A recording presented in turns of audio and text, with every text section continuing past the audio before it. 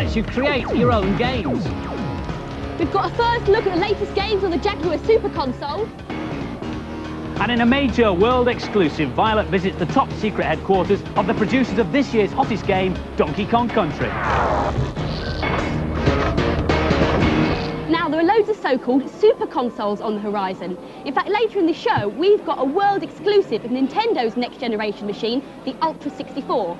But there is a 64-bit machine already in the shops, the technologically advanced Jaguar. But it's been difficult to get hold of a Jaguar. The company who make it, Atari, were running out of money, so they couldn't afford to advertise it properly or manufacture enough to meet demand. Consequently, gameplay companies were reluctant to develop software for it. But last week, some good news, a massive vote of confidence from video games giant Sega. They decided to invest in Atari, which means there should be loads of games for it, including Sega hits like Virtua Racing. But the big hit this Christmas will undoubtedly be Alien vs Predator. It's a 3D strategy game with a lot more to it than just mindless shooting. It's really 3 games in one. You can choose to play any of 3 beings. You can be the alien, when your task is to rescue the alien queen from the Predator's spaceship. If you fancy yourself as the Predator, your task is to capture the alien queen. And if you're a real glutton for punishment and choose to play as the colonial marine, you wake up to find yourself alone, surrounded by aliens, predators and dead humans, with no memory of who you are or why you're there. This is the new racing game called Club Drive. It's so new, it's not finished, and we've only got it on chips at the moment. It's like a cross between micro machines and hard driving.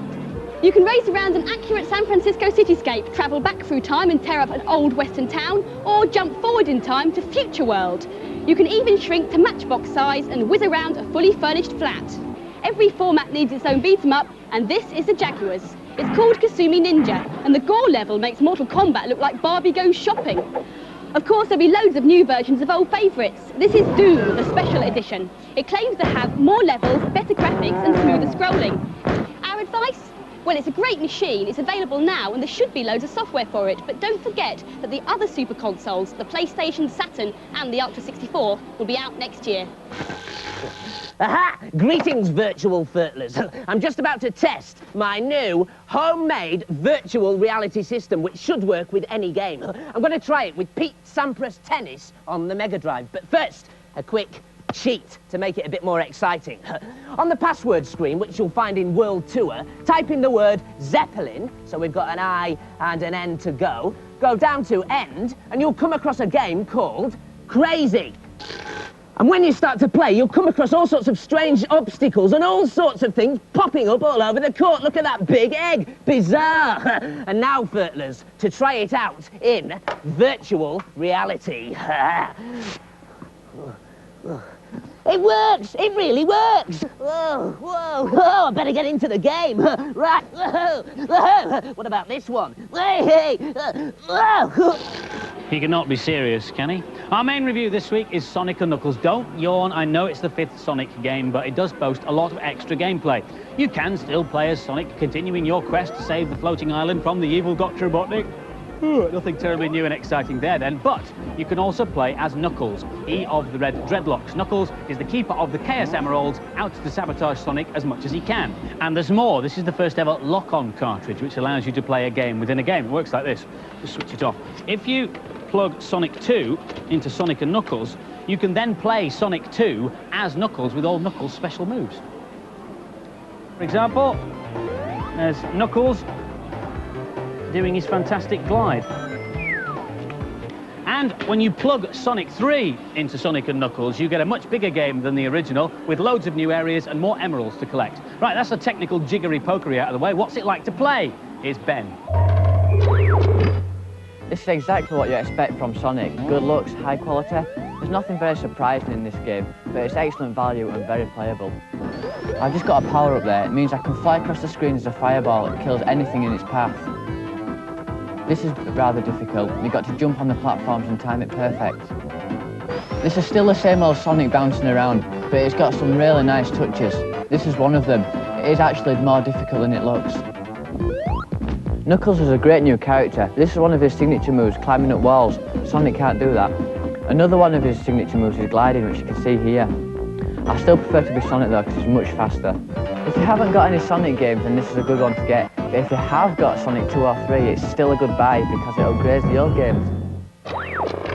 He's still fun to play. but you just get the feeling you've seen it all before.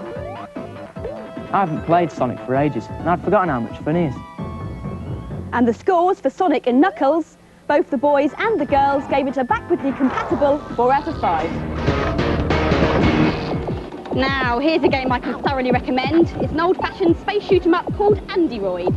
I designed it myself using a package called Click and Play, which allows you to design your own games without turning into a sad techie.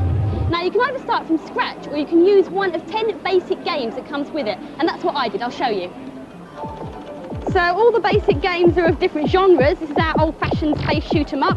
As you can see, it's all right, but it's a bit dull, isn't it, with those blue spinny things? I'm going to change those to Andy's face.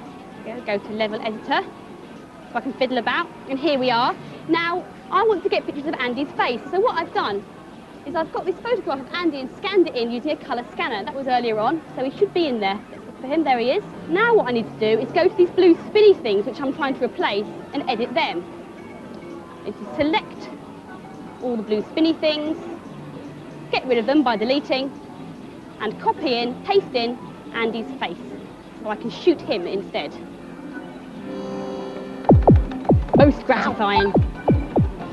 Creating a game from scratch is a little more difficult. This is the Click and Play instruction manual. You don't have to be able to write program code, but you do have to be able to think creatively to make your game worth playing.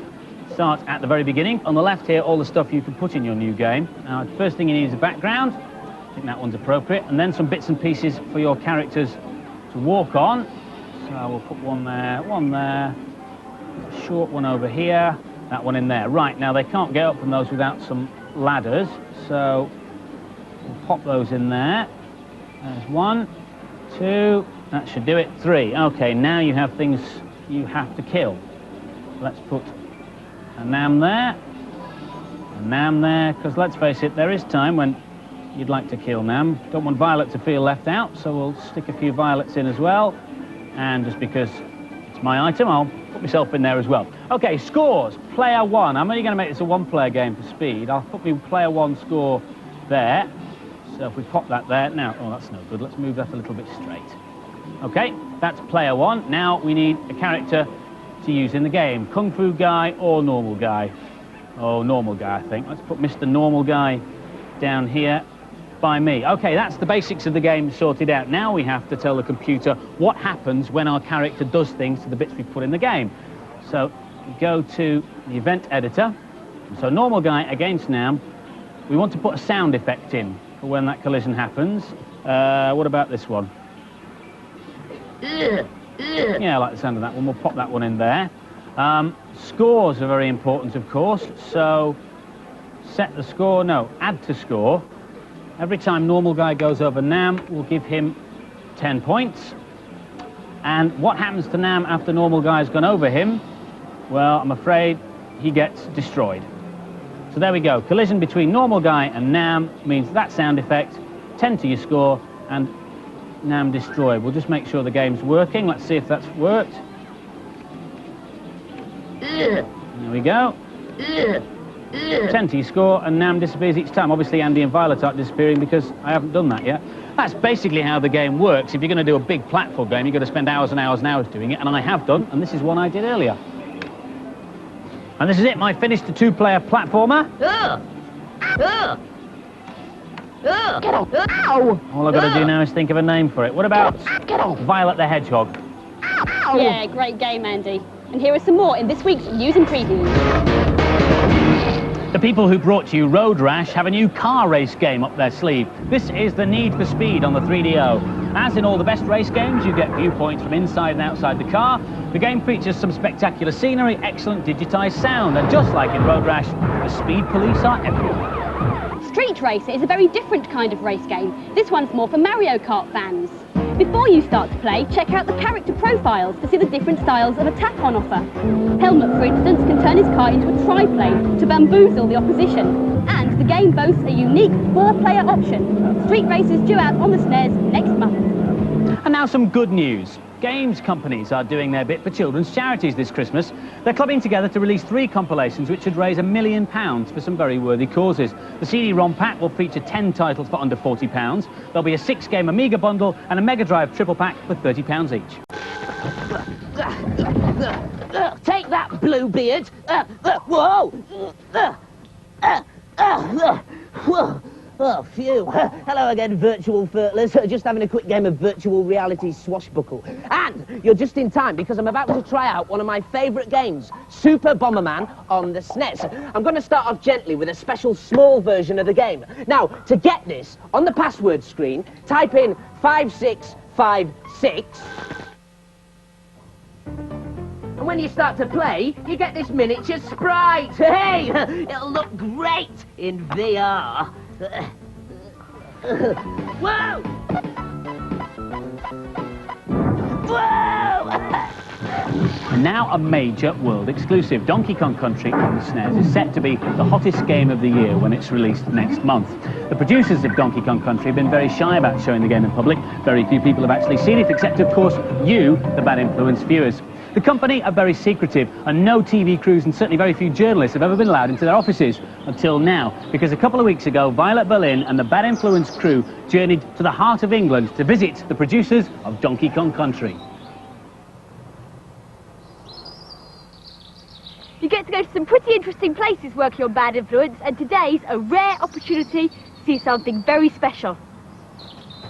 Even the ducks here are rare, but I'm not here to study the local wildlife. No, today I've trekked to the heart of England, to a top-secret location in deepest Warwickshire. This company is rare for lots of reasons. They only develop games for Nintendo, they've just invented a new way to create SNES games, and, above all, they're called rare. This is the first of the next generation of SNES games, Donkey Kong Country. When the Donkey Kong character appeared in the early 80s, he was Mario's arch-enemy. Now he's changed his ways and become a good guy, with a menagerie of animal helpers. All the characters were created using an entirely new technique. This is Diddy, Donkey Kong's monkey helper. To produce him, the programmers built a wireframe model inside their powerful silicon graphics computer. With Donkey Kong Country, Rare were the first software producers to use serious hardware like this to produce graphics of a different class. The SGI machine was also used to shade the wireframe model so they could check Diddy out in 3D. When they were completely happy with the way he looked outside, they started work on his insides. They programmed him with an accurate skeleton so he could only bend in the right places. That made the next job a lot easier, making him move. You may have spotted that Diddy runs along in a very realistic way. That's because the programmers modelled him from real life. One of them popped around the corner to Twycross Zoo with his home video camera, and it certainly seems to have had an interesting effect on this programmer.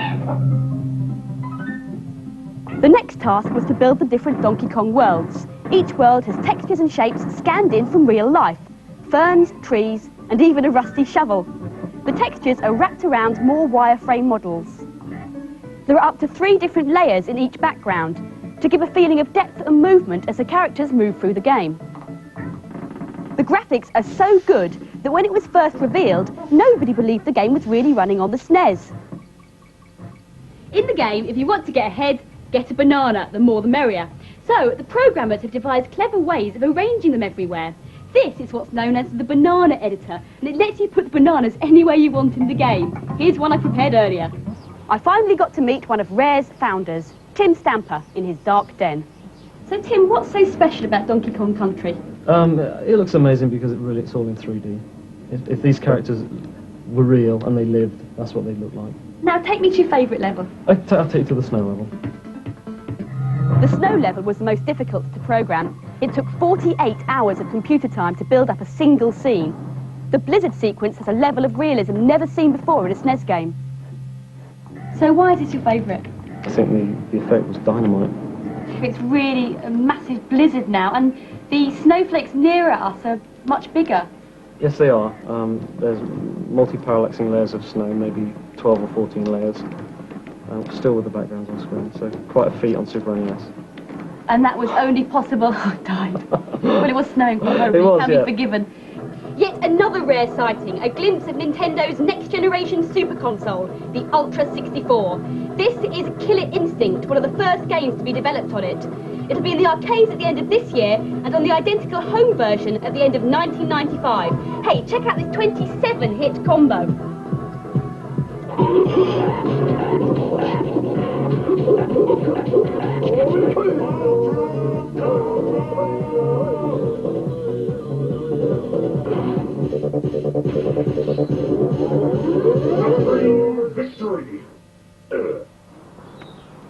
Well, it's been a rare old day, and I've been the first person to ever visit Donkey Kong's treehouse. This is Violet Berlin reporting from level 97, Donkey Kong Country, Warwickshire.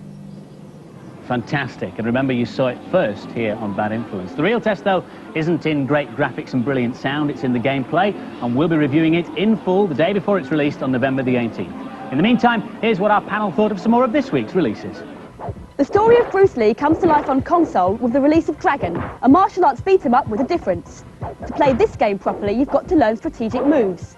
If you've got a multi-tap, up to 3 players can be Bruce Lee at once. Here's Hannah with the SNES version. This plays quite differently from something like Mortal Kombat 2. The fights last much longer and it's more realistic. Nobody shoots fireballs from the fingers.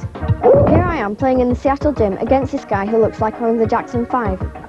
The game gets much harder as you go along, but you pick up new skills which help you. There are no finishing moves, and that's why the fights last so long. This is an unusual fighting game, because no matter what level you're at, you always play as Bruce Lee. The thing I like about this game is that on some levels you can play against 2 opponents, which makes it more of a challenge. Personally, I prefer Mortal Kombat. It's easier to get into and more fun. But if you like a serious challenge, this is for you. I got tired of this pretty quickly because the fights take so long to complete. It's a great looking game, but I didn't find it as playable as other beat-em-ups. And the scores for Dragon, the girls gave it a karate-tastic 4 out of 5, and the boys gave it a chop-mungus 4 out of 5. It's a hit.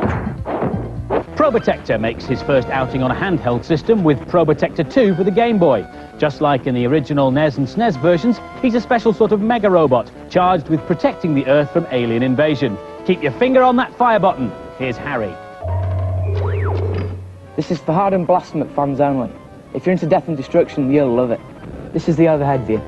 There isn't really a lot of strategy involved in this game. You just have to try and shoot everything that you see. Here I'm trying to kill a mutant centipede type thing, but it's a bit of a slog, really. This would be great on a long car journey. It's pretty mindless stuff, but it's a really good blast. This gets a bit monotonous after a while. It's just an average shoot-em-up. It's just walk and shoot, but it's actually surprisingly playable. And so the scores for Probotector 2, the boys gave it 4 out of 5, and the girls an average 3. Phew, that was a close shave, Furtlers. I've made a few adjustments, so all should be well with my next VR experience. I've connected up to Lost Vikings on the Amiga, and I've arranged to be whisked to the big alien on the 36th level by typing in MSTR on the password screen. Right, big alien, here comes Giant Nam. Oh no! I said Giant Nam! The headset's stuck, I can't get it off! Help! Help! We had 2 competition prizes last week, a SNES with an Earthworm Jim game and a Mega Drive with an Earthworm Jim game. And the competition question was, how many eyes does an earthworm have? Well, it's a trick question, obviously, because earthworms don't have any eyes at all. So the correct answer was none. We get over 17,000 entries, but our 2 lucky winners are Michael Keane from Great Yarmouth and Ben Clark from Hull. Well done to the 2 of you. 10 runners-up get Bad Influence t-shirts. This week's competition prize is a SNES and a copy of the game Dragon, and the question is, whose life story is told in the movie Dragon? Phone in your answers on 0891 555 999. Calls will cost no more than 25p, and lines close at midnight on Monday. But make sure you get permission from whoever pays the phone bill, because you can't win if you don't ask permission. That's it for this week. Hope you enjoyed the programme. We'll leave you with another clip from our world-exclusive Killer Instinct. See you next week. Bye-bye. See ya.